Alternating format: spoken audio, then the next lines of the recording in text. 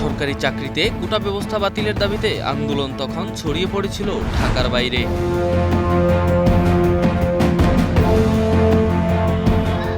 2024 সালের 12 জুলাই অন্তত 15 জেলায় বিক্ষোভ করেন আন্দোলনকারীরা।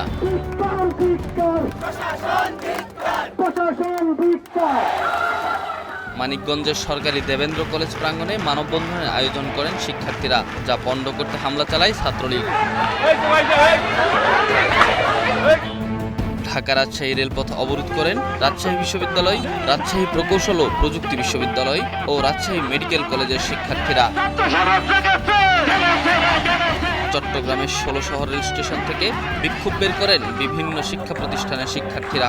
ঢাকা সাভারের জাহাঙ্গীরনগর বিশ্ববিদ্যালয় এবং সিলেটের শাহজালাল বিজ্ঞান ও প্রযুক্তি বিশ্ববিদ্যালয়ে বের করা হয় মশাল মিছিল।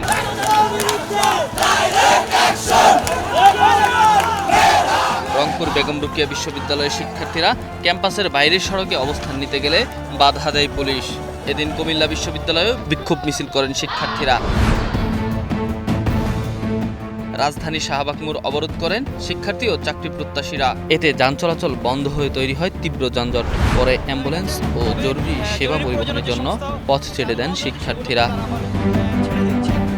ইনামুল হক, স্টার নিউজ, ঢাকা।